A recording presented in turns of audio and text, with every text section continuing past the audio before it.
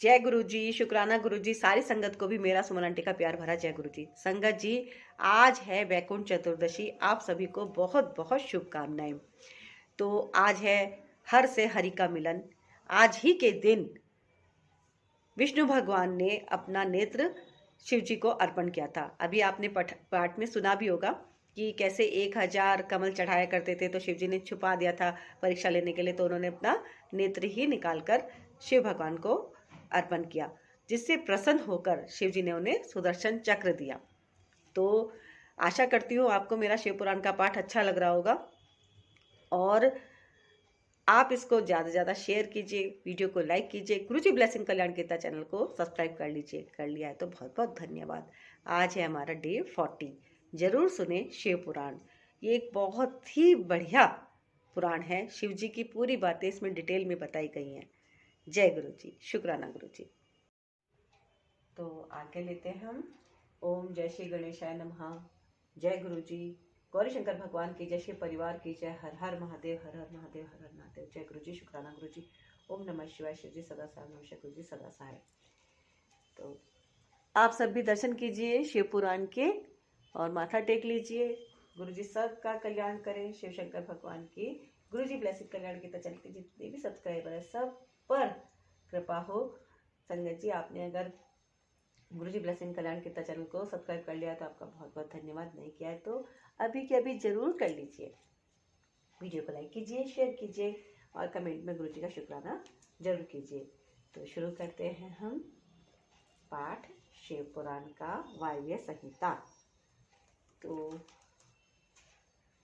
आज है हमारा डे 40 और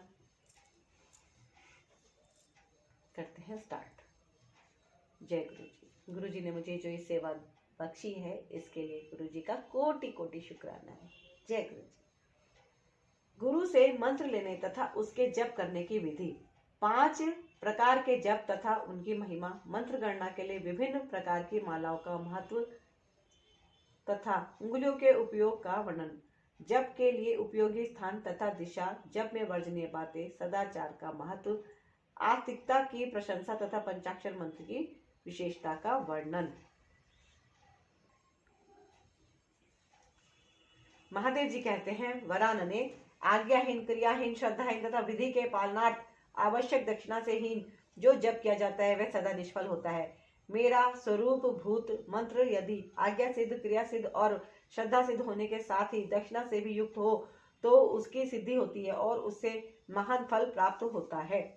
शिष्य को चाहिए कि वह पहले तत्ववेत्ता, आचार्य, जपशील, सद्गुण संपन्न, ध्यान योग परायण एवं ब्राह्मण गुरु की सेवा में उपस्थित हो।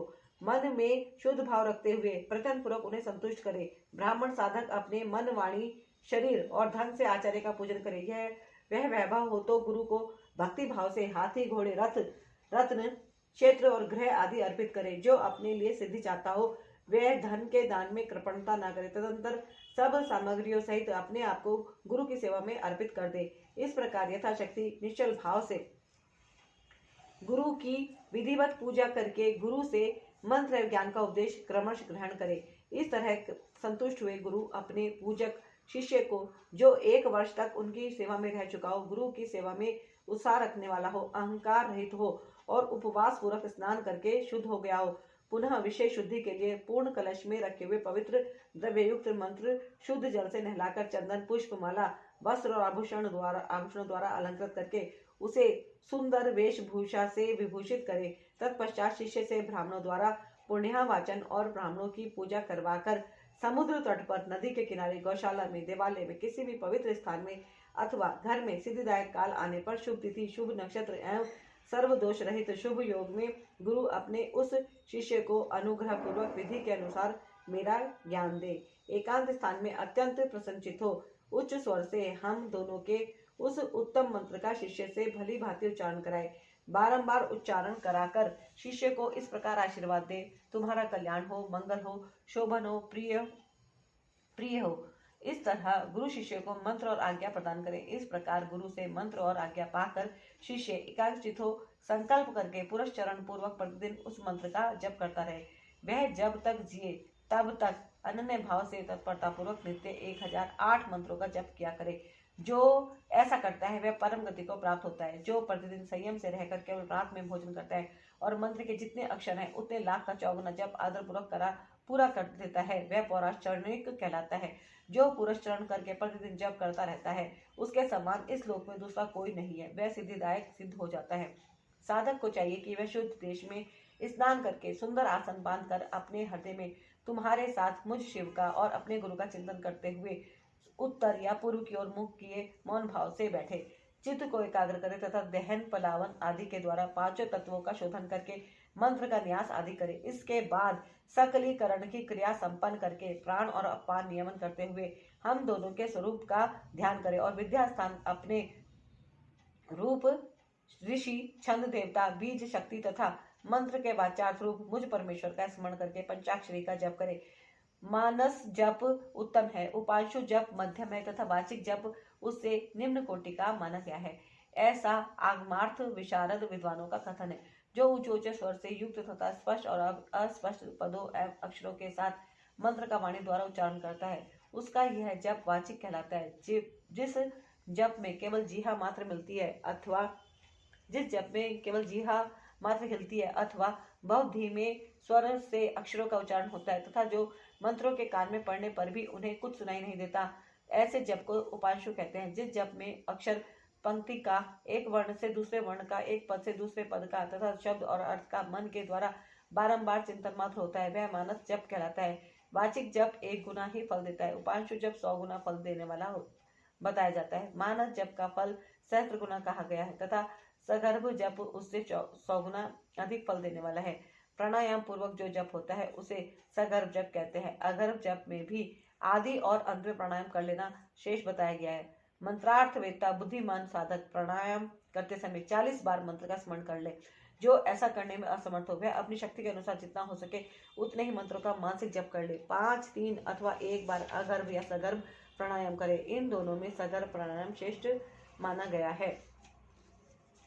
सगर्भ की अपेक्षा भी ध्यान सहित जप सहस्त्र गुना फल देने वाला कहा जाता है। इन 5 प्रकार के जपों में से कोई एक जप अपनी शक्ति के अनुसार करना चाहिए। अंगुली से जप की गणना करना 1 गुना बताया गया है। अंगुली से जप की गणना करना 1 गुना बताया गया है। रेखा से गणना करना 8 गुना उत्तम समझना चाहिए। पुत्र जीव जिया पोता के बीजों की माला से गणना करने पर जप का 10 गुना अधिक फल होता है। शंख के मनकों से 100 गुना, मूंगों से 1000 गुना, स्फटिक मणि की माला से 10,000 गुना, मोतियों की माला से लाख गुना, पद्याक्ष से 10 लाख गुना और स्वर्ण के बने हुए मनकों से गणना करने पर कोटि गुना अधिक फल बताया गया है।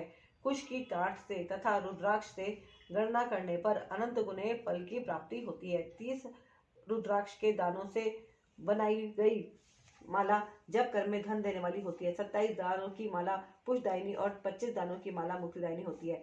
15 रुद्राक्षों की बनी हुई माला अभिचार कर्म में फलदायक होती है। जब कर्म में अंगूठे को मोक्षदायक समझना चाहिए और तर्जनी को शत्रुनाशक, मध्यमा धन देती है और अनामिका शांति प्रदान करती है। 108 दानों की माला उत्तमोत्तम मानी गई है। 100 दानों की माला उत्तम और 50 दानों की माला मध्यम होती है। 54 दानों की माला मनोहारिणी और श्रेष्ठ कही गई है। इस तरह की माला से जप करें। वह जप किसी को दिखाए नहीं। कनिष्ठ का उंगली अक्षरणी जप के फल को शरीर नष्ट न करने वाली मानी गई है, इसलिए जप कर्म में शुभ है। दूसरी उंगलियों के साथ अंगुष्ठ द्वारा जप करना चाहिए, क्योंकि अंगुष्ठ के बिना किया हुआ जप निष्फल होता है। घर में किए हुए जप को समान या गुण समझना चाहिए। गौशाला में उसका फल 100 गुना हो जाता है। पवित्र वन या उद्यान में किए हुए जप का फल सहस्त्र गुना बताया जाता है। पवित्र पर्वत पर 10,000 गुना, नदी के तट पर लाख गुना, देवालय में कोटि गुना और मेरे निकट किए हुए जप को अनंत गुना कहा गया है। सूर्य, अग्नि, गुरु, चंद्रमा, दीपक, जल, ब्राह्मण और गौ के समीप किया हुआ जप श्रेष्ठ होता है। पूर्वाभिमुख किया हुआ जप वशीकरण में और दक्षिणाभिमुख जप अभिचार कर्म में सफलता प्रदान करने वाला है। पश्चिमाभिमुख जप को धनदायक जानना चाहिए और उत्तराभिमुख जप शांतिदायक होता है। सूर्य, अग्नि, ब्राह्मण, देवता तथा अन्य श्रेष्ठ पुरुषों के समीप उनकी ओर पीठ करके जप नहीं करना चाहिए। सिर पर पगड़ी रखकर, कुर्ता पहनकर, नंगा होकर, बाल खोलकर, गले में कपड़ा डालकर, अशुद्ध हाथ लेकर, संपूर्ण शरीर से अशुद्ध रहकर तथा विलाप पूर्वक कभी जप नहीं करना चाहिए। जप करते समय क्रोध, मंद, छींकना, थूकना, चंभाई लेना तथा कुत्तों और नीच पुरुषों की ओर देखना वर्जित है। यदि कभी ऐसा संभव हो जाए तो आचमन करें अथवा तुम्हारे साथ मेरा पार्वती से शिव का स्मरण करें या ग्रह नक्षत्रों का दर्शन करें अथवा प्राणायाम कर लें। बिना आसन के बैठकर, सोकर, चलते फिरते अथवा खड़े होकर जप न करें। गली में या सड़क पर, अपवित्र स्थान में तथा अंधेरे में भी जप न करें। दोनों पांव फैलाकर कुक्कुट आसन में बैठकर, सवारी या खाट पर चढ़कर अथवा चिंता से व्याकुल होकर जप न करें। यदि शक्ति हो तो इन सब नियमों का पालन करते हुए जप करें और अशक्त पुरुष यथाशक्ति जप करें। इस विषय में बहुत कहने से क्या लाभ, संक्षेप से मेरी यह बात सुनो। सदाचारी मनुष्य शुद्ध भाव से जप और ध्यान करके कल्याण का भागी होता है। आचार परम धर्म, आचार उत्तम धन है। आचार श्रेष्ठ विद्या और आचार ही परम गति है। आचारहीन पुरुष संसार में निंदित होता है और परलोक में भी सुख नहीं पाता। इसलिए सबको आचारवान होना चाहिए। वेदज्ञ विद्वानों ने वेद शास्त्र के कथनानुसार जिस वर्ण के लिए जो कर्म विहित बताए हैं, उस वर्ण के पुरुष को उसी कर्म का सम्यक आचरण करना चाहिए। वही उसका सदाचार है, दूसरा नहीं। सत्पुरुषों ने उसका आचरण किया है, इसलिए वह सदाचार कहलाता है।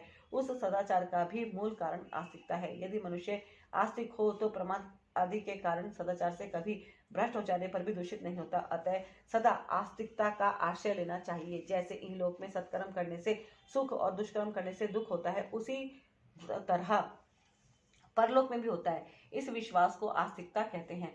सदाचार से हीन, पतित और अंत्यज का उद्धार करने के लिए कलयुग में पंचाक्षर मंत्र से बढ़कर दूसरा कोई उपाय नहीं है। चलते फिरते, खड़े होते अथवा स्वेच्छानुसार कर्म करते हुए अपवित्र पवित्र पुरुष के जप करने पर भी यह मंत्र निष्फल नहीं होता। अंत्यज, मुख, मूढ़, पतित, मर्यादा रहित और नीच के लिए भी यह मंत्र निष्फल होता है। किसी भी अवस्था में पड़ा हुआ मनुष्य भी यदि मुझ में उत्तम भक्ति भाव रखता है तो उसके लिए यह मंत्र निसंदेह सिद्ध होगा ही, किंतु दूसरे किसी के लिए वह सिद्ध नहीं हो सकता। प्रिय, इस मंत्र के लिए लगन, तिथि, नक्षत्र, वार और योग आदि का अधिक विचार अपेक्षित है। यह मंत्र कभी सुप्त नहीं होता, सदा जागृत ही रहता है। यह महामंत्र कभी किसी का शत्रु नहीं होता। यह सदा सुसिद्ध, सिद्ध अथवा साध्य ही रहे। सिद्ध गुरु के उपदेश से प्राप्त हुआ मंत्र सुसिद्ध कहलाता है। असिद्ध गुरु का भी दिया हुआ मंत्र सिद्ध कहा गया है। जो केवल परंपरा से प्राप्त हुआ है, किसी गुरु के उपदेश से नहीं मिला है, वह मंत्र साध्य होता है। जो मुझ में, मंत्र में अथवा गुरु में अतिशय श्रद्धा रखने वाला है, उसको मिला हुआ मंत्र किसी गुरु के द्वारा साधित हो या असाधित सिद्ध होकर ही रहता है, इसमें संशय नहीं है। इसलिए अधिकार की दृष्टि से विघ्न युक्त होने वाले दूसरे मंत्रों को त्याग कर विद्वान पुरुष साक्षात परमा विद्या पंचाक्षरी का आश्रय ले। दूसरे मंत्रों के सिद्ध हो जाने से ही यह मंत्र सिद्ध नहीं होता, परंतु इस महामंत्र के सिद्ध होने पर वे दूसरे मंत्र अवश्य सिद्ध हो जाते हैं। महेश्वरी, जैसे अन्य देवताओं के प्राप्त होने पर मैं भी नहीं प्राप्त होता, परंतु मेरे प्राप्त होने पर वे सब देवता प्राप्त हो जाते हैं, यही न्याय इन सब मंत्रों के लिए भी है। सब मंत्रों के जो दोष है वे इस मंत्र में संभव नहीं है, क्योंकि यह मंत्र जाति आदि की अपेक्षा न रखकर प्रवृत्त होता है। तथापि छोटे मोटे तुच्छ फलों के लिए सहसा इस मंत्र का विनियोग नहीं करना चाहिए, क्योंकि यह मंत्र महान फल देने वाला है। उपमन्यु कहते हैं, यदुनंदन, इस प्रकार त्रिशूलधारी महादेव जी ने तीनों लोगों के हित के लिए साक्षात महादेवी पार्वती से इस पंचाक्षर मंत्र की विधि कही थी। जो एकाग्रचित हो, भक्ति भाव से इस प्रसंग को सुनता या सुनाता है, वह सब पापों से मुक्त हो परम गति को प्राप्त होता है।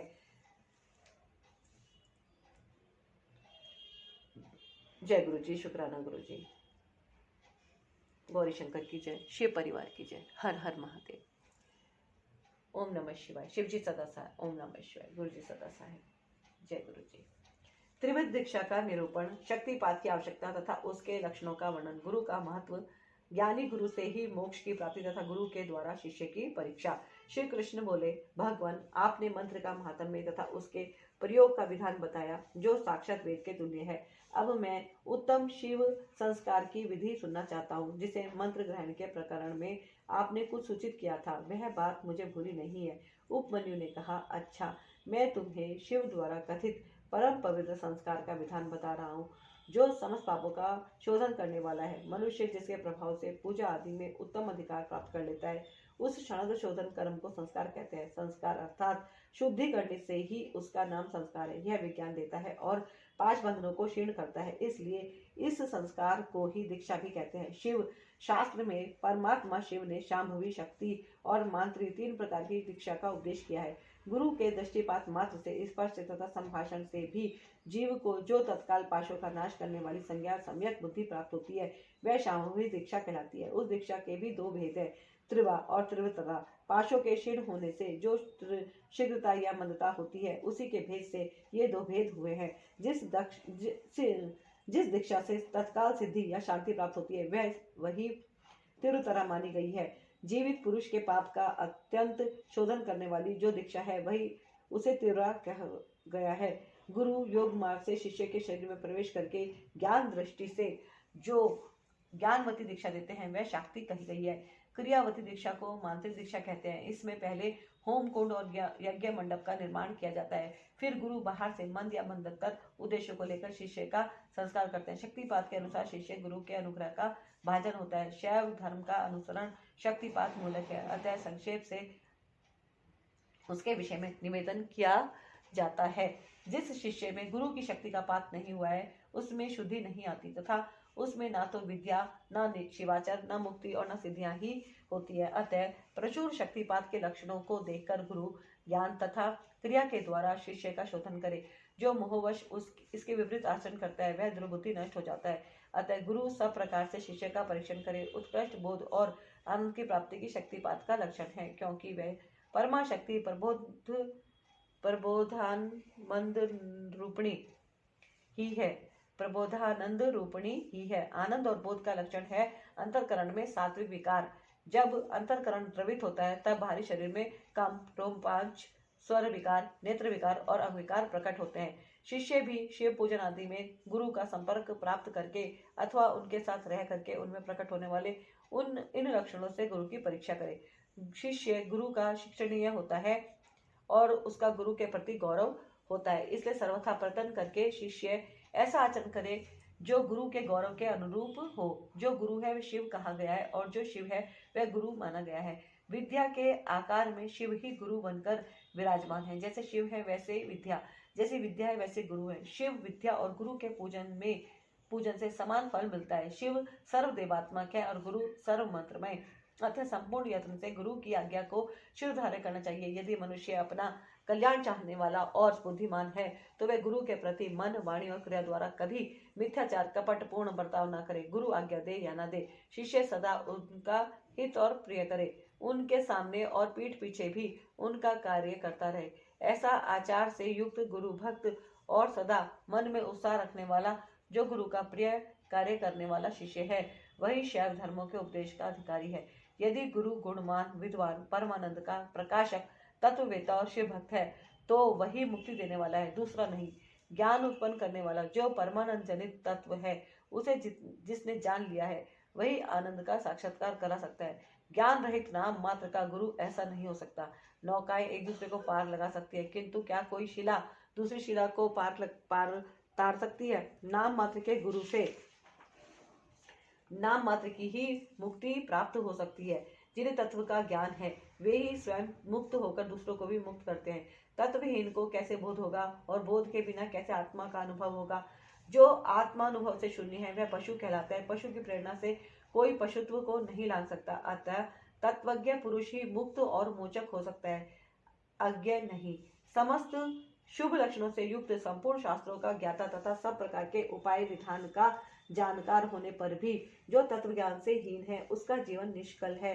जिस पुरुष की अनुभव पर्यंत बुद्धि तत्व के अनुसंधान में प्रवृत्त होती है, उसके दर्शन, स्पर्श आदि से परमानंद की प्राप्ति होती है। अतः जिसके संपर्क से ही उत्कृष्ट बोध स्वरूप आनंद की प्राप्ति संभव हो, बुद्धिमान पुरुष उसी को अपना गुरु चुने, दूसरे को नहीं। योग्य गुरु का जब तक अच्छी तरह ज्ञान ना हो जाए, तब तक विनयाचार चतुर मुमुक्षु शिष्य को उनकी निरंतर सेवा करनी चाहिए। उनकी अच्छी तरह ज्ञान सम्यक परिचय हो जाने पर उनमें सुस्थिर भक्ति करें। जब तक तत्व का बोध ना प्राप्त हो जाए, तब तक निरंतर गुरु सेवन में लगा रहे। तत्व को ना तो कभी छोड़े और ना किसी तरह भी उसकी उपेक्षा करे। जिसके पास 1 वर्ष तक रहने पर भी शिष्य को थोड़े से भी आनंद और प्रबोध की उपलब्धि न हो, वह शिष्य उसे छोड़कर दूसरे गुरु का आश्रय ले। गुरु को भी चाहिए कि वह अपने आश्रित ब्राह्मण जातीय शिष्य की 1 वर्ष तक परीक्षा करे, क्षत्रिय शिष्य की 2 वर्ष और वैश्य की 3 वर्ष तक परीक्षा करे। प्राणों को संकट में डालकर सेवा करने और अधिक धन देने आदि का अनुकूल प्रतिकूल आदेश देकर उत्तम जाति वाले को छोटे कामों में लगाकर और छोटे को उत्तम काम में नियुक्त करके उनके धैर्य और सहनशीलता की परीक्षा करे। गुरु के तिरस्कार आदि करने पर भी जो विषाद को नहीं प्राप्त होते वे ही संयमी, शुद्ध तथा शिव संस्कार कर्म के योग्य है। जो किसी की हिंसा नहीं करते, सबके प्रति दयालु होते, सदा हृदय में उत्साह रखकर सब कार्य करने को उद्धत रहते, अभिमान शून्य, बुद्धिमान और स्पर्धा रहित होकर प्रिय वचन बोलते, सरल, कोमल, स्वच्छ, विनयशील, स्थिरचित, शौचाचार से संयुक्त और शिव भक्त होते, ऐसे आचार व्यवहार वाले जो जातियों को मन, वाणी, शरीर और क्रिया द्वारा यथोचित रीति से शुद्ध करके तत्व का बोध कराना चाहिए। यह शास्त्रों का वर्णन है। शिव संस्कार कर्म में नारी का स्वतः अधिकार नहीं है। यदि वह शिव भक्त हो तो पति की आज्ञा से ही उक्त संस्कार की अधिकारिणी होती है। विधवा स्त्री का पुत्र आदि की अनुमति से और कन्या का पिता की आज्ञा से शिव संस्कार में अधिकार होता है। शूद्रों, पतितों और वर्ण संकरों के लिए क्षणतोशोधन शिव संस्कार का विधान नहीं है। वे भी यदि परम कारण शिव में स्वाभाविक अनुराग रखते हो तो शिव का चरणोदक लेकर अपने पापों की शुद्धि करे। अध्याय 15 वायव्य संहिता संपूर्ण। बोलो शिव शंकर भगवान की जय, गौरी शंकर की जय, शिव परिवार की जय, हर हर महादेव। जय गुरु जी, शुक्राना गुरु जी, ओम नमः शिवाय। शिव जी सदा साई, जय गुरु जी सदा साई। समय संस्कार या समाचार की दीक्षा की विधि। उपमन्यु कहते हैं, यदुनंदन, नाना प्रकार के दोषों से रहित शुद्ध स्थान और पवित्र दिन में गुरु पहले शिष्य का समय नामक संस्कार करे। गंध, वर्ण और रस आदि से विधि पूर्वक भूमि की परीक्षा करके वास्तुशास्त्र में बताई हुई पद्धति से वहां मंडप का निर्माण करे। मंडप के बीच में वेदी बनाकर 8 दिशाओं में छोटे छोटे कुंड बनाए, फिर ईशान कोण में या पश्चिम दिशा में प्रधान कुंड का निर्माण करे। एक ही प्रधान कुंड बनाकर चंदोवा, ध्वज तथा अनेक प्रकार की बहुसंख्यक मालाओं से उसको सजाए। तत्पश्चात वेदी के मध्य भाग में शुभ लक्षणों से युक्त मंडल बनावे। लाल रंग के स्वर्ण आदि के चूर्ण से वह मंडल बनाना चाहिए। मंडल ऐसा हो कि उसमें ईश्वर का आह्वान किया गया हो। निर्धन मनुष्य सिंदूर तथा अघनी या तिन्नी के चावल के पूर्ण से मंडल बनाए। तिन्नी के चावल के चूर्ण से मंडल बनाए। उसे मंडप में 1 या 2 हाथ का श्वेत या लाल कमल बनाए। उस मंडप में 1 या 2 हाथ का श्वेत या लाल कमल बनाए। 1 हाथ के कमल की कर्णिका 8 उंगली की होनी चाहिए, 8 अंगुल की होनी चाहिए। उसके केसर 4 उंगल में हो और शेष भाग में अजदल आदि की कल्पना करें। 2 हाथ के कमल की कर्णिका आदि 1 हाथ वाले से दुगनी होनी चाहिए। उक्त वेदी या मंडप के ईशान कोण में पुनः एक वेदी पर 1 हाथ या आधे हाथ का मंडल बनावे और उसे शोभाजनक सामग्री से सुशोभित करे। तत्पश्चात धान, चावल, सरसों, तिल, फूल और कुशा से उस मंडल को आच्छादित करके उसके ऊपर शुभ लक्षण से युक्त शिव कलश की स्थापना करें। वह कलश सोना, चांदी, तांबा अथवा मिट्टी का होना चाहिए। उस पर गंध, पुष्प, अक्षत, कुश और दुर्वांका रखे जाए। उसके कंठ में सफेद सूत लपेटा जाए और उसे 2 नूतन वस्त्रों से आच्छादित किया जाए। उसमें शुद्ध जल भर दिया जाए। कलश में एक मुट्ठा कुश अग्रभाग ऊपर की ओर करके डाला जाए। स्वर्ण आदि द्रव्य छोड़ा जाए और उस कलश को ऊपर से ढक दिया जाए। उस आसन रूप कमल के उत्तर दल में सूत्र आदि के बिना झारी या गड़ुआ, वर्धनी, विशिष्ट जल पात्र, शंख, चक्र और कमल दल आदि सब सामग्री संग्रह करके रखें। उक्त आसन मंडल के अग्रभाग में चंदन मिश्रित जल से भरी हुई वर्धनी अस्त्रराज के लिए रखें। फिर मंडल के पूर्व भाग में पूर्ववत मंत्र युक्त कलश की स्थापना करके शिव की विधि पूर्वक महापूजा आरंभ करें। समुद्र या नदी के किनारे, गौशाला में, पर्वत के शिखर पर, देवालय में अथवा घर में या किसी भी मनोहर स्थान में मंडपादि रचना के बिना पूर्वोक्त सब कार्य करें। फिर पूर्ववत मंडल और अग्नि की वेदी बनाकर गुरु प्रसन्न मुख से पूजा भवन में प्रवेश करे। वहां सब प्रकार के मंगल कृत्य का संपादन करके नित्य कर्म के अनुष्ठान पूर्वक मंडल के मध्य भाग में महेश्वर की महापूजा करने के अनंतर पुनः शिव कलश पर शिव का आह्वान पूजन करें। पश्चिमाभिमुख यज्ञ रक्षक ईश्वर का ध्यान करके अस्त्रराज की वर्धनी में दक्षिण की ओर ईश्वर के अस्त्र की पूजा करें। फिर मंत्र युक्त कलश में मंत्र तथा मुद्रा आदि का न्यास करके मंत्र विशारद गुरु मंत्र याद करे। इसके बाद देश कशी शिरोमणि गुरु प्रधान कुंड में शिवाग्नि की स्थापना करके उसमें होम करे। साथ ही दूसरे ब्राह्मण भी चारों ओर से उसमें आहुति डालें। आचार्य से आधे या चौथाई होम का उनके लिए विधान है। आचार्य शिरोमणि को प्रधान कुंड में ही हवन करना चाहिए। दूसरे लोगों को स्वाध्याय, स्तोत्र एवं मंगल पाठ करना चाहिए। अन्य शिव भक्त भी वहां विधिवत जप करें। नृत्य, गीत, वाद्य एवं अन्य मंगल कृत्य भी होने चाहिए। सदस्यों का विधिवत पूजन, पुण्यावाचन तथा पुनः भगवान शंकर का पूजन संपन्न करके शिष्य पर अनुग्रह करने की इच्छा मन में ले आचार्य महादेव जी से इस प्रकार प्रार्थना करें। प्रसिद्ध देव देवेश देह महाविश्यम मामकम विमोचयनम विश्वेश घृणया च घृणा निधे। देव देवेश्वर प्रसन्न होइए, विश्वनाथ दयानिधे, मेरे शरीर में प्रवेश करके आप कृपा पूर्वक इस शिष्य को बंधन मुक्त कराइए। तदंतर मैं ऐसा ही करूंगा। इस प्रकार इष्ट देव की अनुमति पाकर गुरु इस शिष्य को, जिसने उपवास किया हो या हविष्य भोजन किया हो, अपने निकट बुलावे। वह शिष्य एक समय भोजन करने वाला और विरक्त हो, स्नान करके प्रातः काल कृत्य पूरा कर चुका हो, मंगल कृत्य का संपादन करके प्रणव का जप और महादेव जी का ध्यान कर रहा हो, उसे पश्चिम में दक्षिण द्वार के सामने मंडल में कुश के आसन पर उत्तर की ओर मुंह करके बिठाएं और गुरु स्वयं पूर्व की ओर मुंह करके खड़ा रहे। शिष्य ऊपर की ओर मुंह करके हाथ जोड़ ले। गुरु प्रोक्षणी के जल से शिष्य का प्रोक्षण करके उसके मस्तक पर अस्त्र मुद्रा द्वारा फूल फेंक कर मारे। फिर अभिमंत्रित नूतन वस्त्र आधे दुपट्टे से उसकी आंख बांध दे। इसके बाद शिष्य को दरवाजे से मंडल के भीतर प्रवेश कराए। शिष्य भी गुरु से प्रेरित हो शंकर जी की 3 बार प्रदक्षिणा करे। इसके बाद प्रभु को स्वर्ण मिश्रित पुष्पांजलि चढ़ाकर पूर्व या उत्तर की ओर मुंह करके पृथ्वी पर दंड की भांति गिरकर साष्टांग प्रणाम करे। तदंतर मूल मंत्र से गुरु शिष्य का प्रोक्षण करके पूर्ववत अस्त्र मंत्र के द्वारा उसके मस्तक पर फूल से ताड़न करने के पश्चात नेत्र बंधन खोल दे। शिष्य पुनः मंडल की ओर देखकर हाथ जोड़ प्रभु को प्रणाम करे। इसके बाद शिव स्वरूप आचार्य शिष्य को मंडल के दक्षिण अपने बाएं भाग में कुश के आसन पर बिठाए और महादेव जी की आराधना करके उसके मस्तक पर शिव का व्रत रख दे। मैं शिव हूँ, इस अभिमान से युक्त गुरु शिव के तेज से संपन्न अपने हाथ को शिष्य के मस्तक पर रखे और शिव मंत्र का उच्चारण करे। इसी हाथ से वह शिष्य के संपूर्ण अंगों का स्पर्श करे। शिष्य भी आचार्य रूप में उपस्थित हुई ईश्वर को पृथ्वी पर गिरकर साष्टांग प्रणाम करे। तदंतर जब शिष्य शिवाग्नि में महादेव जी की विधिवत पूजा करके 3 आहुति दे ले, तब गुरु पुनः पूर्व शिष्य को अपने पास बिठा ले। कुशों के अग्रभाग से उसका स्पर्श करते हुए विद्या या मंत्र द्वारा अपने आप को उसके भीतर आविष्ट करे। तत्पश्चात महादेव जी को प्रणाम करके नाड़ी संधान करे। फिर शिव शास्त्र में बताए हुए मार्ग से प्राण का निष्क्रमण करके शिष्य के शरीर में प्रवेश की भावना करे।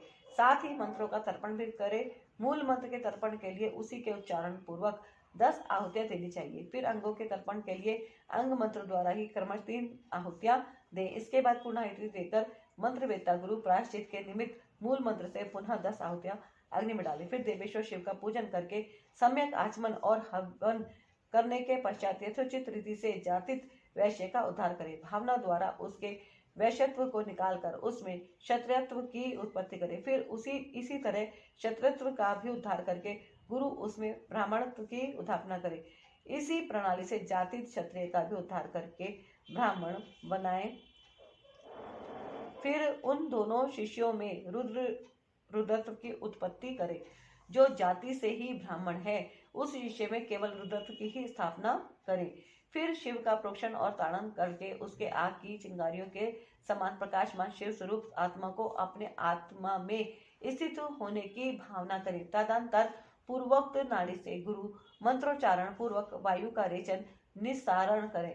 वायु का निस्सारण करके उस नाड़ी के द्वारा ही शिष्य के हृदय में वह स्वयं प्रोक्षण करे प्रवेश करके उसके चैतन्य का नील बिंदु के समान चिंतन करे। साथ ही यह भावना करे कि मेरे तेज से इसका सारा मल मिट गया हो, नष्ट हो गया हो और यह पूर्णता प्रकाशित हो रहा है। इसके बाद उस जीव चैतन्य को लेकर नाड़ी से संहार मुद्रा एवं पूरक प्राणायाम द्वारा अपने आत्मा से एकीभूत करने के लिए उसमें निविष्ट करें। फिर रेचक की ही भांति कुंभक द्वारा उसी नाड़ी से उस जीव चैतन्य को वहां से लेकर शिष्य के हृदय में स्थापित कर दें। तत्पश्चात शिष्य का स्पर्श करके शिव से उपलब्ध हुए यज्ञोपवीत को उसे देकर गुरु 3 बार आहुति दे और पुणाहुति होम करे। इसके बाद आराध्य देव के दक्षिण भाग में शिष्य को कुश तथा फूल से आच्छादित करके श्रेष्ठ आसन पर बिठाकर उसका मुंह उत्तर की ओर करके उसे स्वस्तिक आसन में स्थित करे। शिष्य गुरु की ओर हाथ जोड़े रहे। गुरु स्वयं पूर्वाभिमुख हो एक शेष आसन पर खड़ा रहे और पहले से ही स्थापन पूर्वक सिद्ध किए हुए पूर्ण घट को लेकर शिव का ध्यान करते हुए मंत्रपाठ तथा मांगलिक वाद्यों की ध्वनि के साथ शिष्य का अभिषेक करें। तदंतर शिष्य उस अभिषेक के जल को पोंछकर श्वेत वस्त्र धारण करे, आचमन करके अलंकृत हो, हाथ जोड़ मंडप में जाए। तब गुरु पहले की भांति उसे कुश आसन पर बिठाकर मंडल में महादेव जी की पूजा करके करन्यास करे। इसके बाद मन ही मन महादेव जी का ध्यान करते हुए दोनों हाथों में भस्म ले शिष्य के अंगों में लगाए और शिव मंत्र का उच्चारण करे। तदंतर शिवाचार्य मार्तकान्यास के मार्ग से शिष्य का दहन पलावन आदि संकलीकरण करके उसके मस्तक पर शिव के आसन का ध्यान करें और वहां शिव का आह्वान करके यथोचित रीति से उनकी मानसिक पूजा करें। तत्पश्चात हाथ जोड़ महादेव जी की प्रार्थना करें, प्रभु आप नित्य यहाँ विराजमान हो। इस तरह प्रार्थना करके मन ही मन यह भावना करें कि शिष्य भगवान शंकर के तेज से प्रकाशित हो रहा है।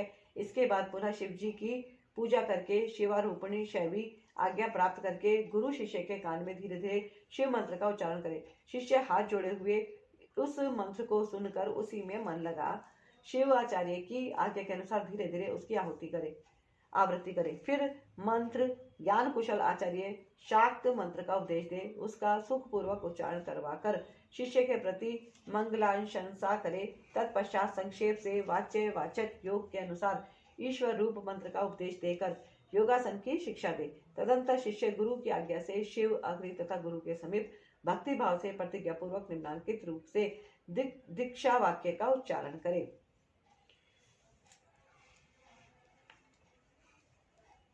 मेरे लिए प्राणों का परित्याग कर देना अच्छा होगा अथवा सिर कटा लेना भी अच्छा होगा, किंतु मैं भगवान त्रिलोचन की पूजा किए बिना कभी भोजन नहीं कर सकता। जब तक मोह दूर ना हो तब तक वह भगवान शिव में निष्ठा रखकर उन्हीं के आश्रित हो नियम पूर्वक उन्हीं की आराधना करता रहे। फिर भगवान शिव ही उसे योगक्षेम प्रदान करते हैं। ऐसा करने से उस शिष्य का नाम समय होगा, उसे शिवाश्रम में रहने का अधिकार प्राप्त होगा। वहां रहने वाले शिष्य को गुरु की आज्ञा का पालन करते हुए सदा उनके वश में रहना चाहिए। इसके बाद गुरु करन्यास करके अपने हाथ से भस्म लेकर मूल मंत्र का उच्चारण करते हुए उस भस्म तथा रुद्राक्ष को अभिमंत्रित करके शिष्य के हाथ में दे दे। साथ ही महादेव जी की प्रतिमा अथवा उनका गूढ़ शरीर लिंग और यथासंभव पूजा होम जप एवं ध्यान के साधन भी दे।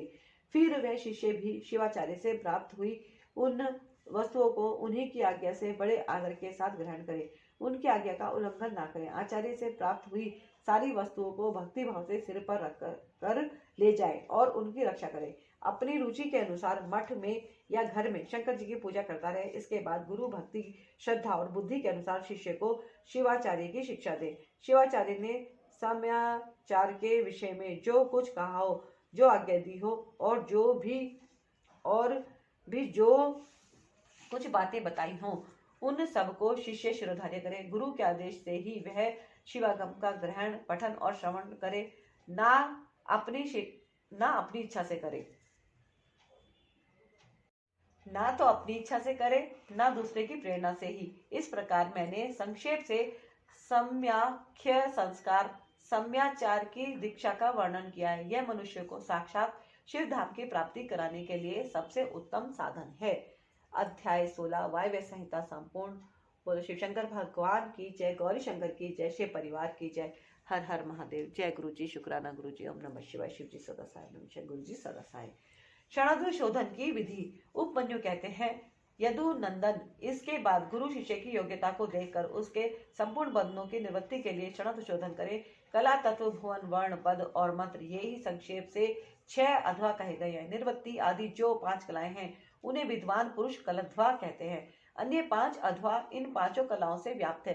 शिव तत्व से लेकर भूमि पर्यंत जो 26 तत्व हैं उनको तत्वाध्या कहा गया है। यह अध्वा शुद्ध और अशुद्ध के भेद से 2 प्रकार का है। आधार से लेकर उन्मना तक भुवनाध्या कहा गया है। यह भेद और उपभेदों को छोड़कर 60 है। रुद्र स्वरूप जो 50 वर्ण हैं उन्हें वर्णाध्वा की संज्ञा दी गई है। पदों को पदाध्वा कहा गया है, उस जिसके अनेक भेद हैं। सब प्रकार के उपमंत्रों से मंत्राध्वा होता है जो परम विद्या से व्याप्त है। जैसे तत्व नायक शिव की तत्वों में गणना नहीं होती, उसी प्रकार उस मंत्र नायक महेश्वर की मंत्राध्वा में गणना नहीं होती। कलाध्वा व्यापक है और अन्य अध्वा व्यापक है। जो इस बात को ठीक ठीक नहीं जानता है वह अध्व शोधन का अधिकारी नहीं है। जिसने 6 प्रकार के अध्वा का रूप नहीं जाना वह उनके व्यापक भाव को समझ ही नहीं सकता है। इसलिए अध्वाओं के स्वरूप तथा उनके व्यापक भाव को ठीक ठीक जानकर ही अध्व शोधन करना चाहिए। पूर्ववत कुंड और मंडल निर्माण का कार्य वहां करके पूर्व दिशा में 2 हाथ लंबा चौड़ा कलश मंडल बनावे। तत्पश्चात शिवाचार्य शिव सहित स्नान और नित्य कर्म करके मंडल में प्रविष्ट हो पहले की ही भांति शिव जी की पूजा करे। फिर वहां लगभग 4 सेर चावल से तैयार की गई खीर से आधा प्रभु को नैवेद्य लगा दे और शेष खीर को होम के लिए रख दे। पूर्व दिशा की ओर बने हुए अनेक रंगों से अलंकृत मंडल में गुरु 5 कलशों की स्थापना करे। 4 को तो चारों दिशाओं में रखे और एक को मध्य भाग में। उन कलशों पर मूल मंत्र के नमः शिवाय इन 5 अक्षरों को बिंदु और नाद से युक्त करके उनके द्वारा कल्प विधि का ज्ञाता गुरु ईशान आदि ब्रह्मों की स्थापना करे। मध्यवर्ती कलश पर ओम नमः ईशानाय नमः ईशानम स्थापयामि कहकर ईशान की स्थापना करें। पूर्ववर्ती कलश पर ओम मम तत्पुरुषाय नमः तत्पुरुषम स्थापयामि कहकर तत्पुरुष की, दक्षिण कलश पर ओम शिव अघोराय नमः अघोरम स्थापयामि कहकर अघोर की, वाम या उत्तर भाग में रखे हुए कलश पर ओम वामदेवाय नमः वामदेवम स्थापयामि कहकर वामदेव की तथा पश्चिम के कलश पर ओम यम सद्योजाताय नमः सद्योजातम स्थापयामि कहकर सद्योजात की स्थापना करें। तदंतर रक्षा विधान करके मुद्रा बांधकर कलशों को अभिमंत्रित करें। इसके बाद पूर्ववत शिवाग्नि में होम आरंभ करें। पहले होम के लिए जो आधी खीर रखी गई थी उसका हवन करके शेष भाग शिष्यों को खाने के लिए दे। पहले की भांति मंत्र का तर्पणांत कर्म करके पूर्णाहुति होम करने के पश्चात प्रदीपन कर्म करें।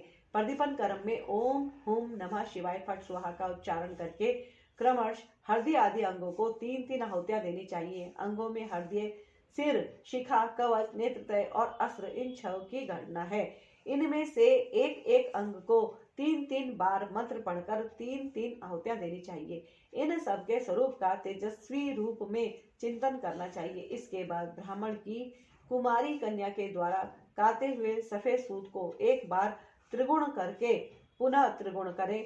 फिर उस सूत्र को अभिमंत्रित करके उसका एक छोर शिष्य की शिखा के अग्रभाग में बांध दे। शिष्य सिर ऊंचा करके खड़ा हो जाए उस अवस्था में वह सूत उसके पैर के अंगूठे तक लटकता रहे। सूत को इस तरह लटकाकर उसमें सुषुम्ना नाड़ी की संयोजना करें। फिर मंत्रज्ञ गुरु शांत मुद्रा के साथ मूल मंत्र से 3 आहुति का होम करके उस नाड़ी को लेकर उस सूत्र में स्थापित करे। फिर पूर्ववत फूल फेंक कर शिष्य के हृदय में ताड़न करे और उससे चैतन्य को लेकर 12 आहुतियों के पश्चात शिव को निवेदित कर उस लटकते हुए सूत्र को एक सूत से जोड़े और हुम फटा मंत्र से रक्षा करके उस सूत को शिष्य के शरीर में लपेट दे। फिर यह भावना करें कि शिष्य का शरीर मूल त्रयमय पाश है। भोग और भोग्यत्व ही इसका लक्षण है। यह विषय, इंद्रिय और देह आदि का जनक है। तदंतर शांतिता आदि 5 कलाओं को जो आकाश आदि तत्व रूपणी है इस सूत्र में उनके नाम लेकर जोड़ना चाहिए। यथा व्योम रूपणी शांतिता कलाम योजयामि, वायु रूपणी शांति कला योजयामि, तेजो रूपणी विद्या कलाम योजयामि, जल रूपणी प्रतिष्ठा कलाम योजयामि, पृथ्वी रूपणी नृत्य कलाम योजयामि इति। इस तरह इन कलाओं का योजन करके उनके नाम के अंत में नमः जोड़कर इनकी पूजा करें। यथा शांत्यतीत कलाय नमः, शांति कलाय नमः इत्यादि, अथवा आकाश आदि के बीजभूत हम यम रम वम लम मंत्र द्वारा या पंचाक्षर के 5 अक्षरों में नाद बिंदु का योग करके बीज रूप हुए उन मंत्राक्षरों द्वारा क्रमश पूर्वोक्त कार्य करके तत्व आदि में मल आदि पाशों की व्याप्ति का चिंतन करें। इसी तरह मल आदि पाशों में भी कलाओं की व्याप्ति देखें। फिर आहुति करके उन कलाओं को संदीप्त करें। तदंतर शिष्य के मस्तक पर पुष्प से ताड़न करके उसके शरीर में लिपटे हुए सूत्र को मूल मंत्र के उच्चारण पूर्वक शांत्यतीत पद में अंकित करें। इस प्रकार क्रमशः शांत्यतीत से आरंभ करके निरवधि कला पर्यंत पूर्वोक्त कार्य करके 3 आहुतियां देकर मंडल में पुनः शिव का पूजन करें। इसके बाद देवताओं के दक्षिण भाग में शिष्य को कुश युक्त आसन पर मंडल में उत्तराभिमुख बैठाकर गुरु होमा वशिष्ठ चरु उसे दे। गुरु के दिए हुए उस चरु को शिष्य आदरपूर्वक ग्रहण करके शिव का नाम ले उसे खा जाए। फिर 2 बार आचमन करके शिव मंत्र का उच्चारण करे। इसके बाद गुरु दूसरे मंडल में शिष्य को पंचगव्य दे। शिष्य भी अपनी शक्ति के अनुसार उसे पीकर 2 बार आचमन करके शिव का स्मरण करे। इसके बाद गुरु शिष्य को मंडल में पूर्ववत बिठाकर उसे शास्त्रोक्त लक्षण से युक्त दंत धावन दे। शिष्य पूर्व या उत्तर की ओर मुंह करके बैठे और मौन हो उस दातुन के कोमल अग्रभाग द्वारा अपने दांतों की शुद्धि करे। फिर उस दातुन को धोकर फेंक दे और कुल्ला करके मुंह हाथ धोकर शिव का स्मरण करे। फिर गुरु की आज्ञा पाकर शिष्य हाथ जोड़े हुए शिव मंडल में प्रवेश करे। उस फेंके हुए दतून को यदि गुरु ने पूर्व उत्तर या पश्चिम दिशा में अपने सामने देख लिया तब तो मंगल है, अन्यथा अन्य दिशाओं में देखने पर अमंगल होता है। यदि निंदित दिशा की ओर वह दिख जाए तो उसके दोष की शांति के लिए गुरु मूल मंत्र से 108 या 54 आहुतियों का होम करें। तत्पश्चात शिष्य का स्पर्श करके उसके कान में शिव नाम का जप करके महादेव जी के दक्षिण भाग में शिष्य को बिठाएं। वहां नूतन वस्त्र पर बिछे हुए कुश के अभिमंत्रित आसन पर पवित्र हुआ शिष्य मन ही मन शिव का ध्यान करते हुए पूर्व की ओर सिरहाना करके रात में सोए। शिखा में सूत बंधे हुए उस शिष्य की शिखा को शिखा से ही बांधकर गुरु नूतन वस्त्र द्वारा हुंकार उच्चारण करके उसे ढक दे। फिर शिष्य के चारों ओर भस्म, तिल और सरसों से 3 रेखा खींचकर फट मंत्र का जप करके रेखा के बाहरी भाग में दिक्पालों के लिए बलि दे। शिष्य भी उपवास पूर्वक वह रात में सोया रहे और सवेरा होने पर उठकर अपने देखे हुए स्वप्न की बातें गुरु को बताए। अध्याय 17 वायव्य संहिता संपूर्ण। बोलो शिव शंकर भगवान की जय, गौरी शंकर की जय, शिव परिवार की जय। हर हर महादेव। जय गुरु जी, शुक्राना गुरु जी। ओम नमः शिवाय। शिव जी सदा सहाय। नमः शिवाय। गुरु जी सदा सहाय। षडाध्व शोधन की विधि। उपमन्यु कहते हैं यदुनंदन तदंतर गुरु की आज्ञा ले शिष्य स्नान आदि संपूर्ण कर्म को समाप्त करके शिव का चिंतन करता हुआ हाथ जोड़ शिव मंडल के समीप जाए। इसके बाद पूजा के सिवा पहले दिन का शेष सारा करते हैं नेत्र बंधन पर्यंत कर लेने के अनंतर गुरु से मंडल का दर्शन कराए। आंख में पट्टी बंधे रहने पर शिष्य कुछ फूल बिखेरे, जहां भी फूल गिरे वहां उसको उपदेश दे। फिर पूर्वत उसे निर्माल्य मंडल में ले जाकर ईशान देव की पूजा कराए और शिवाग्नि में हवन करे। यदि शिष्य ने दुस्वप्न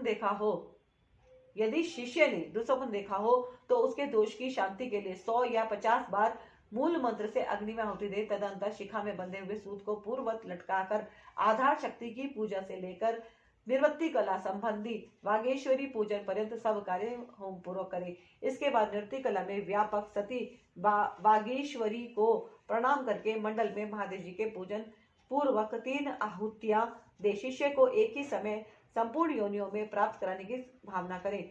फिर शिष्य के सूत्रमय शरीर में ताड़न प्रोक्षण आदि करके उसके आत्म चैतन्य को लेकर द्वाद शांत में निवेदन करें। फिर वहां से भी उसे लेकर आचार्य मूल मंत्र से शास्त्रोक्त मुद्रा द्वारा मानसिक भावना से एक ही साथ संपूर्ण योनियों में संयुक्त करें। देवताओं की 8 जातियां हैं, त्रियक योनियों, पशु पक्षियों की 5 और मनुष्यों की 1 जाति। इस प्रकार कुल 14 योनियां हैं। उन सब में शिष्य को एक साथ प्रवेश कराने के लिए गुरु मन ही मन भावना द्वारा शिष्य की आत्मा को यथोचित रीति से बागेश्वरी के गर्भ में निविष्ट करे। बागेश्वरी में वागीश्वरी में गर्भ की सिद्धि के लिए महादेव जी का पूजन प्रणाम और उनके निमित्त हवन करके यह चिंतन करे कि यथावत रूप से वह गर्भ सिद्ध हो गया। सिद्ध हुए गर्भ की उत्पत्ति, कर्मानुवृत्ति, सरलता, भोग प्राप्ति और परा प्रीति का चिंतन करे। तत्पश्चात उस जीव की उद्धार तथा जाति, आयु एवं भोग के संस्कार की सिद्धि के लिए 3 आहुति का हवन करके श्रेष्ठ गुरु महादेव से प्रार्थना करे। भोक्तृत्व विषयक आसक्ति अथवा भोक्तृता और विषयासक्ति रूप मल के निवारण पूर्वक शिष्य के शरीर का शोधन करके उसके त्रिविध पाश का उच्छेद कर डाले। कपट या माया से बंधे हुए शिष्य के पाश का अत्यंत भेदन करके उसके चैतन्य को केवल स्वच्छ माने। फिर अग्नि में पूर्ण आहुति देकर ब्रह्मा का पूजन करे। ब्रह्मा के लिए 3 आहुति देकर उन्हें शिव की आज्ञा सुनाए। पितामह त्वया नास्य यातु शैवम परम पदम प्रतिबंधो विधातत्व शैवा यशा गर्यसी। पितामह, यह जीव शिव के परम पद को जानने वाला है, तुम्हें इसमें विघ्न नहीं डालना चाहिए। यह भगवान शिव की गुरुतर आज्ञा है। ब्रह्मा जी को शिव का यह आदेश सुनाकर उनकी विधिवत पूजा और विसर्जन करके महादेव जी की अर्चना करें और उनके लिए 3 आहुति देकर पश्चात निवृत्ति द्वारा शुद्ध हुए शिष्य की आत्मा का पूर्ववत उद्धार करके अपनी आत्मा एवं सूत्र में स्थापित कर वागीश का पूजन करें। उनके लिए 3 आहुति दे और प्रणाम करके विसर्जन कर दे।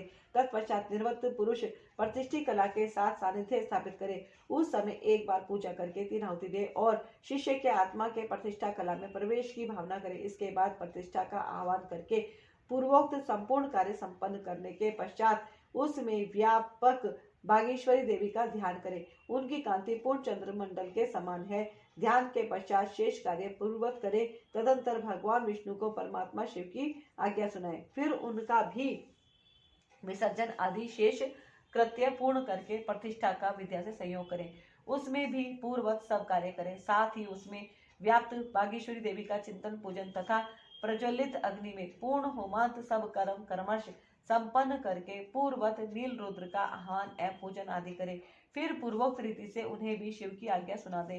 तदंतर उनका भी विसर्जन करके शिष्य की दोष शांति के लिए विद्या कला को लेकर उसकी व्याप्ति का अवलोकन करें और उसमें व्यापिका बागेश्वरी देवी का पूर्ववत ध्यान करें। उनकी आकृति प्रातः काल के सूर्य की भांति अरुण रंग की है और वे 10 दिशाओं को उदासित कर रही हैं। इस प्रकार ध्यान करके शेष कार्य पूर्ववत करें। फिर महेश्वर देव का आह्वान पूजन और उनके उद्देश्य से हवन करके उन्हें मनी मन शिव की पूर्वोक्त आज्ञा सुनाए। तत्पश्चात महेश्वर का विसर्जन करके अन्य शांति कला को शांति तीता कला तक पहुंचाकर उसकी व्यापकता का अवलोकन करें। उसके स्वरूप में व्यापक वागीश्वरी देवी का चिंतन करें। उनका स्वरूप आकाश मंडल के समान व्यापक है। इस प्रकार ध्यान करके पूर्णाहुति होम पर्यंत सारा कार्य पूर्ववत करें। शेष कार्य की पूर्ति करके सदा शिव की विधिवत पूजा करें और उन्हें भी अमित पराक्रमी शंभु की आज्ञा सुना दे। फिर वहां भी पूर्ववत शिष्य के मस्तक पर शिव की पूजा करके उन बागेश्वर देव को प्रणाम करें और उनका विसर्जन कर दे। तदंतर शिव मंत्र से पूर्ववत शिष्य के मस्तक का प्रोक्षण करके यह पूजन करें कि शांत्यतीता कला का शिव मंत्र में विलय हो गया। 6 अध्माओं से परे जो शिव की सर्वाध्य व्यापनी पराशक्ति है, वह करोड़ों सूर्यों के समान तेजस्विनी है। ऐसा उसके स्वरूप का ध्यान करें। फिर उस शक्ति के आगे शुद्ध स्फटिक के समान निर्मल हुए शिष्य को ले आकर बिठा दे और आचार्य कैंची को लेकर शिव शास्त्र में बताई हुई पद्धति के अनुसार सूत्र सहित उसकी शिखा का छेदन करें। उस शिखा को पहले गोबर में रखकर फिर ओम नमः शिवाय वषट का उच्चारण करके उसका शिवाग्नि में हवन कर दे। फिर कैंची धोकर रख दे और शिष्य की चेतना को उसके शरीर में लौटा दे। इसके बाद जब शिष्य स्नान आचमन और स्वस्ति वाचन कर ले तब उसे मंडल के निकट ले जाएं और शिव को दंडवत प्रणाम करके क्रिया लोप जनित दोष की शुद्धि के लिए यथोचित रीति से पूजा करें। तदंतर वाचक मंत्र का धीरे धीरे उच्चारण करके अग्नि में 3 आहुतियां दें। फिर मंत्र वैकल्प जनित दोष की शुद्धि के लिए देवेश्वर शिव का पूजन करके मंत्र का मानसिक उच्चारण करते हुए अग्नि में 3 आहुतियां दें। वहां मंडल में विराजमान अंबा पार्वती सहित शंभु की समाराधना करके 3 आहुतियों का हवन करने के पश्चात गुरु हाथ जोड़ इस प्रकार प्रार्थना करे। भगवत संप्रसादेन शुद्धिरस्य षड्धवन कृता तस्मात् परम धाम गमयन त्वाययम। भगवान आपकी कृपा से इस शिष्य की क्षणद शुद्धि की गई, अतः अब आप इसे अपने अविनाशी परम धाम में पहुंचाइए।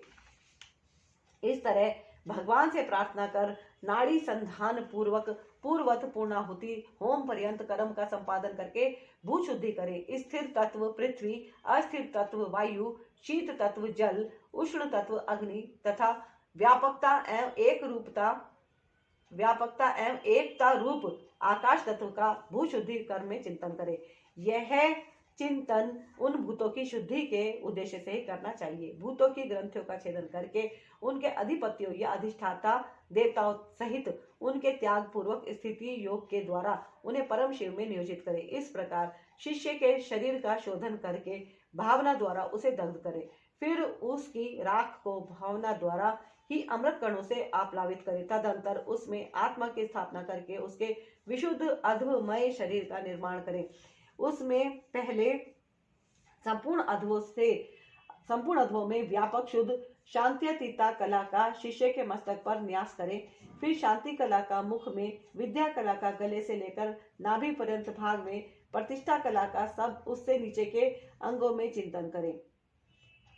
तदंतर अपने बीजों सहित सूत्र मंत्र का न्यास करके संपूर्ण अंगों सहित शिष्य का शिष्य स्वरूप समझे। फिर उसके हृदय कमल में महादेव जी का आह्वान करके पूजन करें।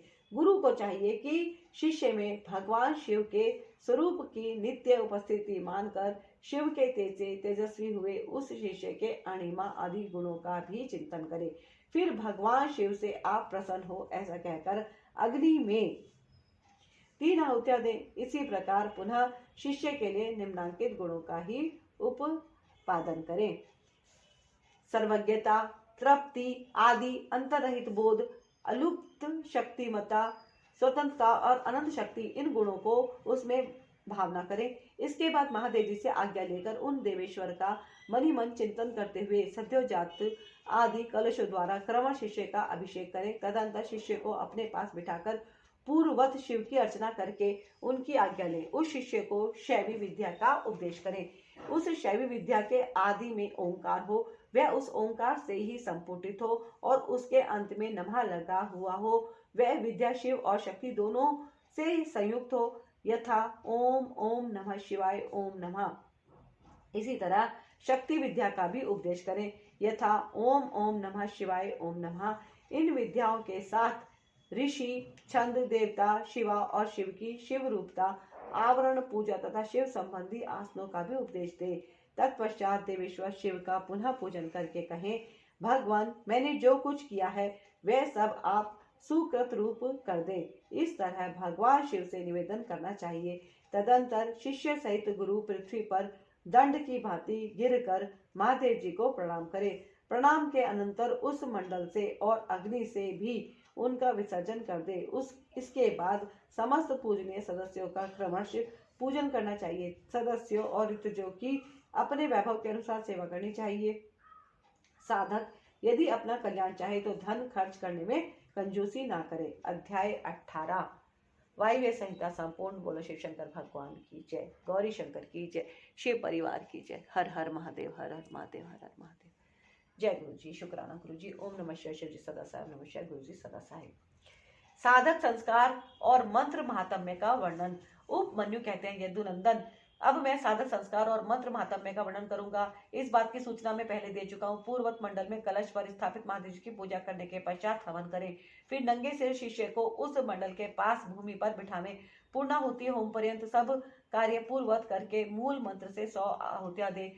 श्रेष्ठ गुरु कलशों से मूल मंत्र के उच्चारण पूर्वक तर्पण करके संदीपन कर्म करें। फिर क्रमश पूर्वोक्त कर्मों का संपादन करके अभिषेक करें। तत्पश्चात गुरु शिष्य को उत्तम मंत्र दे। वहां विद्योपदेशांत सब कार्य विस्तार पूर्वक संपादित करके पुष्प युक्त जल से शिष्य के हाथ पर शैव विद्या को समर्पित करें और इस प्रकार कहें, सौम्य यह महामंत्र परमेश्वर शिव के कृपा प्रसाद से तुम्हारे लिए अहलौकिक तथा पारलौकिक संपूर्ण सिद्धियों के फल को देने वाला हो। ऐसा कह महादेव जी की पूजा करके उनकी आज्ञा ले गुरु साधक को साधन और शिव योग का उपदेश दे। गुरु के उस उपदेश को सुनकर मंत्र साधक शिष्य उनके सामने ही विनियोग करके मंत्र साधन आरंभ करें। मूल मंत्र के साधन को पुरुषचरण कहते हैं, क्योंकि विनियोग नामक कर्म सबसे पहले आचरण में लाने योग्य है। यही पुरुषचरण शब्द की व्युत्पत्ति है। मुमुक्षु के लिए मंत्र साधन अत्यंत कर्तव्य है, क्योंकि किया हुआ मंत्र साधन इहलोक और परलोक में साधक के लिए कल्याणदायक होता है। शुभ दिन और शुभ देश में निर्दोष समय में दांत और नख साफ करके अच्छी तरह स्नान करें और पूर्वकालिक करते पूर्ण करके यथा प्राप्त गंध पुष्पमाला तथा आभूषण से अलंकृत हो, सिर पर पगड़ी रख दुपट्टा ओढ़ पूर्णतः श्वेत वस्त्र धारण कर देवालय में, घर में या किसी और पवित्र स्थान तथा मनोहर देश में पहले से अभ्यास में लाए गए सुखासन से बैठकर शिव शास्त्रोक्त पद्धति के अनुसार अपने शरीर को शिव रूप बनाएं। फिर देव देवेश्वर नकुलीश्वर शिव का पूजन करके उन्हें खीर का नैवेद्य अर्पित करें। क्रमश उनकी पूजा पूरी करके उन प्रभु को प्रणाम करें और उनके मुख से आज्ञा पाकर 1 करोड़, आधा करोड़ अथवा 1/4 करोड़ शिव मंत्र का जप करें, अथवा 20 लाख या 10 लाख जप करें। इसके बाद से सदा खीर एवं क्षार नमक रहित अन्य पदार्थ का दिन रात में केवल 1 बार भोजन करें। अहिंसा, क्षमा, शम, मनोनिग्रह, दम, इंद्रिय संयम का पालन करता रहे। खीर न मिले तो फल, मूल आदि का भोजन करें। भगवान शिव ने निम्नांकित भोज्य पदार्थों का विधान किया है, जो उत्तरोत्तर श्रेष्ठ है। पहले तो चरु भक्षण करने योग्य है, उसके बाद सत्तू के कण, जौ के आटे का हलवा, साग, दूध, दही, घी, मूल, फल और जल ये आहार के लिए विहित है। इन भक्ष्य भोज्य आदि पदार्थों को मूल मंत्र से अभिवंदित करके प्रतिदिन मौन भाव से भोजन करें। इस साधन में विशेष रूप से ऐसा करने का विधान है। व्रती को चाहिए कि 108 मंत्र से अभिमंत्रित किए हुए पवित्र जल से स्नान करें, अथवा नद के जल को यथाशक्ति मंत्र जप के द्वारा अभिमंत्रित करके अपने शरीर का प्रोक्षण कर लें। प्रतिदिन तर्पण करें और शिवाग्नि में आहुति दें। हवनीय पदार्थ 7, 5 या 3 द्रव्यों के मिश्रण से तैयार करें, अथवा केवल घृत से ही आहुति दें। जो शिव भक्त साधक इस प्रकार भक्ति भाव से शिव की साधना या आराधना करता है, उसके लिए इहलोक और परलोक में कुछ भी दुर्लभ नहीं है। अथवा प्रतिदिन बिना भोजन किए ही एकाग्रचित हो 1 सहस्त्र मंत्र का जप किया करे। मंत्र साधना के बिना भी जो ऐसा करता है, उसके लिए ना तो कुछ दुर्लभ है और ना कहीं उसका अमंगल ही होता है। वे इस लोक में विद्या, लक्ष्मी तथा सुख पाकर अंत में मोक्ष प्राप्त कर लेता है। साधन, विनियोग तथा नित्य नैमित्तिक कर्म में क्रमश जल से, मंत्र से और भस्म से भी स्नान करके पवित्र शिखा बांधकर यज्ञोपवीत धारण कर कुश की पवित्री हाथ में ले ललाट में त्रिपुंडो लगाकर रुद्राक्ष की माला लिए पंचाक्षर मंत्र का जप करना चाहिए। अध्याय 19 वायव्य संहिता संपूर्ण। बोलो शिव शंकर भगवान की जय, गौरी शंकर की जय, शिव परिवार की जय। हर हर महादेव, हर हर महादेव, हर हर महादेव। जय गुरु जी, शुक्राना गुरु जी। ओम नमः शिवाय। शिव जी सदा साय। ओम नमः शिवाय। गुरु जी सदा साय। योग शिष्य के आचार्य पद पर अभिषेक का वर्णन तथा संस्कार के विविध प्रकारों का निर्देश। उपमन्यु कहते हैं, यदुनंदन, जिसका इस प्रकार संस्कार किया गया हो और जिसने पाशुपत व्रत का अनुष्ठान पूरा कर लिया हो, वह शिष्य यदि योग्य हो तो गुरु उसका आचार्य पद पर अभिषेक करे। योग्यता ना होने पर ना करे। इस अभिषेक के लिए पूर्ववत मंडल बनाकर परमेश्वर शिव की पूजा करें। फिर पूर्ववत 5 कलशों की स्थापना करें। इनमें 4 तो चारों दिशाओं में हो और 5वां मध्य में हो।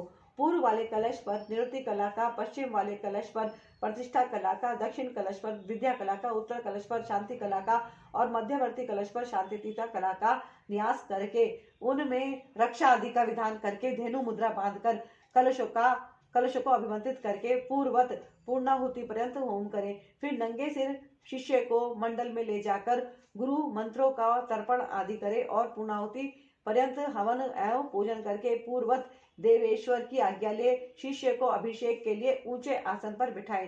पहले सकलीकरण की क्रिया करके पंचकला रूपी शिष्य के शरीर में मंत्र का न्यास करें। फिर उस शिष्य को बांधकर शिव को सौंप दे। तदंतर निवृत्ति कला आदि से युक्त कलशों को क्रमश उठाकर शिष्य का शिव मंत्र से अभिषेक करें। अंत में मध्यवर्ती कलश के जल से अभिषेक करना चाहिए। इसके बाद शिव भाव को प्राप्त हुए आचार्य शिष्य के मस्तक पर शिव हस्त रखें और उसे शिवाचार्य की संज्ञा दें। तदंतर उसको वस्त्राभूषणों से अलंकृत करके शिव मंडल में महादेव की आराधना करके 108 आहुतियां पूर्णाहुति दे। फिर देवेश्वर की पूजा एवं भूतल पर साष्टांग प्रणाम करके गुरु मस्तक पर हाथ जोड़ भगवान शिव से यह निवेदन करें, भगवान आपकी कृपा से मैंने इस योग्य शिष्य को आचार्य बना दिया है। देव अब आप अनुग्रह करके इसे दिव्य ज्ञान प्रदान करें। इस प्रकार कहकर गुरु शिष्य के साथ पुनः शिव को प्रणाम करें और दिव्य शिव शास्त्र का शिव की ही भांति पूजन करें। इसके बाद शिव की आज्ञा लेकर आचार्य अपने उस शिष्य को अपने दोनों हाथों से शिव संबंधी ज्ञान की पुस्तक दे। वह उस शिवागम विद्या को मस्तक पर रखकर फिर उसे विद्यासन पर रखे और यथोचित रीति से प्रणाम कर उसकी पूजा करे। तदंतर गुरु उसे राजोचित चिन्ह प्रदान करे, क्योंकि आचार्य पदवी को प्राप्त हुआ पुरुष राज्य पाने के भी योग्य है। तत्पश्चात गुरु उसे पूर्व आचार्य द्वारा आचरित शिव शास्त्रोक्त आचार का अनुशासन करे, जिससे सब लोगों में सम्मान होता है। आचार्य पदवी को प्राप्त हुआ पुरुष शिव शास्त्रोक्त लक्षणों के अनुसार यत्न पूर्वक शिष्यों की परीक्षा करके उनका संस्कार करने के अनंतर उन्हें शिव ज्ञान का उपदेश दे। इस प्रकार वह बिना किसी आयास के शौच, क्षमा, दया, अस्पृहा, कामना त्याग तथा अनुसूया, ईर्ष्या त्याग आदि गुणों का यत्न पूर्वक अपने भीतर संग्रह करे। इस तरह उस शिष्य को आदेश देकर मंडल से शिव कलशों का तथा अग्नि आदि का विसर्जन करके वह सदस्यों का भी पूजन, दक्षिणा आदि से सत्कार करे, अथवा अपने गणों सहित गुरु एक साथ ही सब संस्कार करे। जहाँ 2 या 3 संस्कारों का प्रयोग करना हो वहां के लिए विधि का उपदेश किया जाता है। वहां आदि में ही अश्व शुद्धि प्रकरण में कहे अनुसार कलशों की स्थापना करे। अभिषेक के सिवा समयाचार दीक्षा के सब कर्म करके शिव का पूजन और अधुशोधन करे। अध्व शुद्धि हो जाने पर फिर महादेव जी की पूजा करें। इसके बाद हवन और मंत्र तर्पण करके दीपन कर्म करें तथा महेश्वर की आज्ञा ले शिष्य के हाथ में मंत्र समर्पण पूर्वक शेष कार्य पूर्ण करें, अथवा संपूर्ण मंत्र संस्कार का क्रमशः अनुचिंतन करके गुरु अभिषेक पर्यंत अध्व शुद्धि का कार्य संपन्न करें। वहां शांत्यतीता आदि कलाओं के लिए जिस विधि का अनुष्ठान किया गया है वह सारा विधान 3 तत्वों की शुद्धि के लिए भी कर्तव्य है। शिव तत्व, विद्या तत्व और आत्म तत्व, ये 3 तत्व कहे गए हैं। शक्ति में पहले शिव का, फिर विद्या का और उसके बाद उसकी आत्मा का आविर्भाव हुआ है। शिव से शांत्यतीताध्वा व्याप्त है, उससे शांति कलाध्वा, उससे विद्या कलाध्वा, विद्या से परिशिष्ट प्रतिष्ठा कलाध्वा और उससे निवृत्ति कलाध्वा व्याप्त है। शिव शास्त्र के पारंगत मनीषी पुरुष मंत्र मूलक शांभव शैव संस्कार को दुर्लभ मानकर शाक्त संस्कार का प्रतिपादन करते हैं। श्री कृष्ण, इस प्रकार मैंने तुमसे संपूर्ण यह चतुर्विध संस्कार कर्म का वर्णन किया। अब और क्या सुनना चाहते हो? अध्याय 20 वायव्य संहिता संपूर्ण। बोलो शिव शंकर भगवान की जय, गौरी शंकर की जय, शिव परिवार की जय। हर हर महादेव, हर हर महादेव, हर हर महादेव। जय गुरु जी, शुक्राना गुरु जी। ओम नमः शिवाय। शिव जी सदा साहेब, नमः गुरु जी सदा साहेब। अंतर्याग अथवा मानसिक पूजा विधि का वर्णन। तदंतर श्री कृष्ण के पूछने पर नित्य नैमित्तिक कर्म तथा न्यास का वर्णन करने के पश्चात उपमन्यु बोले, अब मैं पूजा के विधान का संक्षेप से वर्णन करता हूँ। इसे शिव शास्त्र में शिव ने शिवा के प्रति कहा है। मनुष्य अग्निहोत्र पर्यंत अंतर्याग का अनुष्ठान करके पीछे बहिर्याग ब्रह्म पूजन करे। उसकी विधि इस प्रकार है। अंतर्याग में पहले पूजा द्रव्यों को मन से कल्पित करें और शुद्ध करके गणेश जी का विधि पूर्वक चिंतन एवं पूजन करें। तत्पश्चात दक्षिण और उत्तर भाग में क्रमश नंदीश्वर और सुयशा की आराधना करके विद्वान पुरुष मन से उत्तम आसन की कल्पना करें। सिंहासन, योगासन अथवा तीनों तत्वों से युक्त निर्मल पद्यासन की भावना करें। उसके ऊपर सर्व मनोहर सांब शिव का ध्यान करें।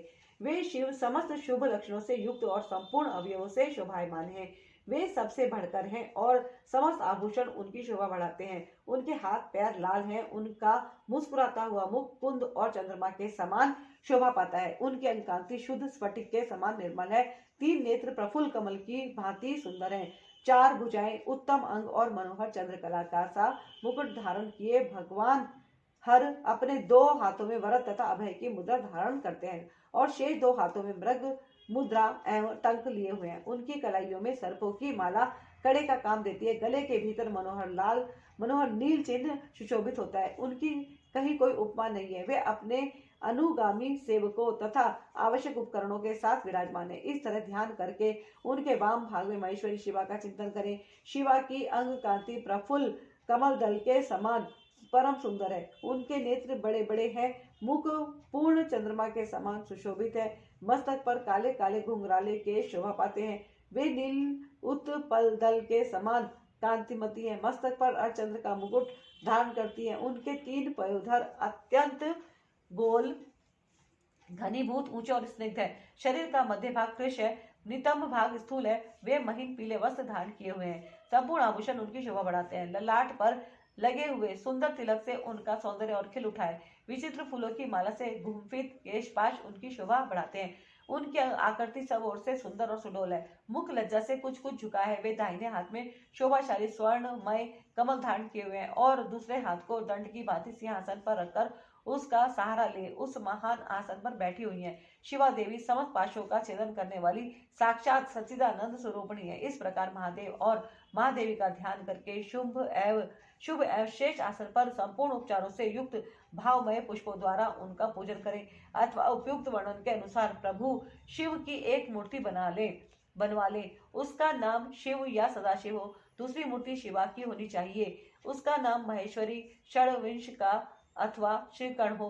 फिर अपने ही शरीर की भांति मूर्ति में मंत्र न्यास आदि करके उस मूर्ति में सत असत से परे मूर्तिमान परम शिव का ध्यान करें। इसके बाद बाह्य पूजन के ही क्रम से मन से पूजा संपादित करें। तत्पश्चात समिधा और घी आदि से नाभि में होम की भावना करें। तदंतर भ्रू मध्य में शुद्ध दीप शिखा के समान आकार वाले ज्योतिर्मय शिव का ध्यान करें।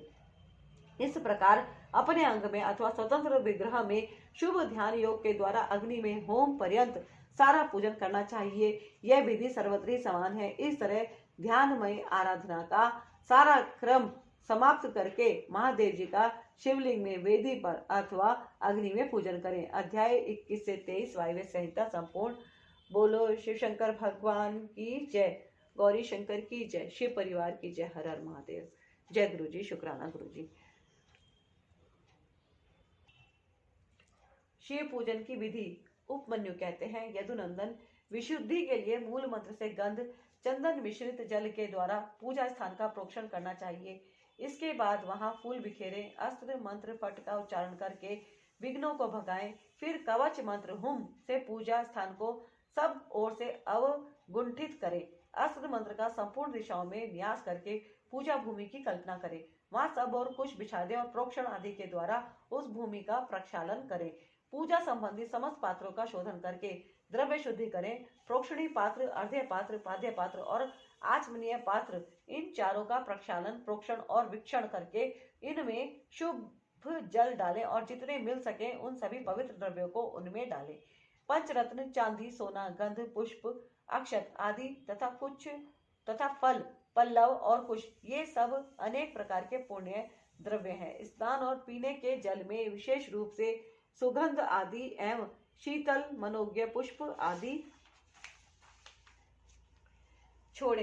पाद्य पात्र में खश और चंदन छोड़ना चाहिए। आचमनीय पात्र में विशेषता जायफल, कंकोल, कपूर, सहीजन और तमाल का चूर्ण करके डालना चाहिए। इलायची सभी पात्रों में डालने की वस्तु है। कपूर, चंदन, कुशाग्र भाग, अक्षत, जौ, धान, तिल, घी, सरसों फूल और भस्म, इन सबको अर्धे पात्र में छोड़ना चाहिए। कुश, फूल, जौ, धान, सहीजन, तमाल और भस्म, इन सब का प्रोक्षणी पात्र में प्रोक्षण करना चाहिए।